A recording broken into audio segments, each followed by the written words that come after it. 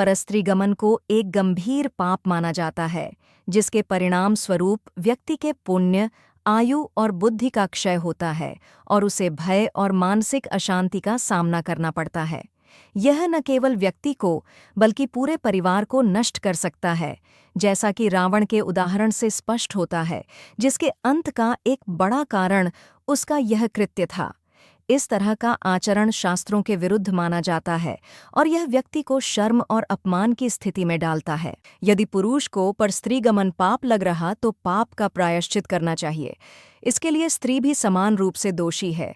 यदि यह पाप अनजाने में हुआ है, इसका प्रायश्चित करना चाहिए। आचार्य शुकदेव ने अनजाने में हुए पापों से मुक्ति के लिए रोज प्रतिदिन 5 प्रकार के यज्ञ करने की सलाह दी। ये 5 यज्ञ मनुष्य को अनजाने में किए गए बुरे कृत्यों के बोझ से राहत दिलाते हैं। पहला यज्ञ। आचार्य शुकदेव के अनुसार, यदि अनजाने में हम कोई पाप कर देते हैं तो हमें उसके प्रायश्चित के लिए रोजाना गऊ को 1 रोटी दान करनी चाहिए। दूसरा, यज्ञ प्रायश्चित करने के लिए चींटी को 10 ग्राम आटा रोज वृक्षों की जड़ों के पास डालना चाहिए। इससे उनका पेट तो भरता ही है, साथ ही हमारे पाप भी कटते हैं। तीसरा, यज्ञ पक्षियों को अन्न रोज डालना चाहिए। ऐसा करने से उनके भोजन की तलाश खत्म होती है और व्यक्ति को अपनी गलतियों का एहसास होने के साथ ही उसके दोषों से बचने का एक मौका मिलता है। चौथा, यज्ञ आटे की गोली बनाकर रोज जलाशय में मछलियों को डालना चाहिए। इसके अलावा मछलियों 3 का दाना भी डाला जा सकता है।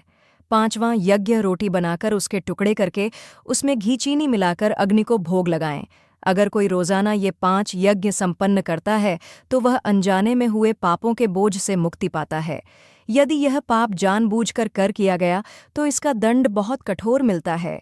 प्रेम को संसार में ईश्वर का रूप कहा गया है, लेकिन प्रेम अगर मर्यादा और नीतियों को ताक पर रखकर काम भावना में बदल जाए तो इससे बड़ा पाप कुछ भी नहीं है। इस पाप की कठोर सजा है। गरुड़ पुराण में कहा गया है कि जो व्यक्ति मर्यादा की रेखा पार करके परस्त्री अथवा परपुरुष से संबंध बनाता है, उसके लिए यमराज ने बड़ा ही कठोर दंड निर्धारित किया है। ऐसे स्त्री और पुरुष की जीवात्मा को दहकते लोहे के खंभे का आलिंगन करवा जाता है। इससे जीवात्मा का शरीर जल जाता है। जीवात्मा उस क्षण को याद करके रोता है जब उसने अवैध संबंध बनाया था। इससे भी यमराज के दूतों के हृदय नहीं पिघलता है और बार बार दहकते लौह स्तंभ का आलिंगन करवाते हैं।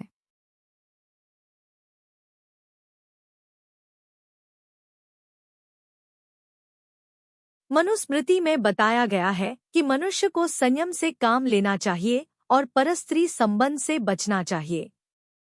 मनुस्मृति में यह भी बताया गया है कि जो व्यक्ति काम भावना के वशीभूत होकर गुरु पत्नी से संबंध जोड़ता है, उसके परलोक में उसके सिर पर योनि का चिन्ह बना दिया जाएगा। यह चिन्ह अगले जन्म में व्यक्ति के सिर पर नजर आएगा। आग में लाल हुई स्त्री की मूर्ति का आलिंगन करना होगा जब तक व्यक्ति को अग्नि शुद्ध नहीं कर देती। ऐसे व्यक्ति के लिए तीसरी सजा यह है कि उसे अपने लिंग और अंडकोश को अपने हाथों से काटकर दक्षिण पश्चिम दिशा में चलना होगा जब तक उसकी मृत्यु नहीं हो जाती है।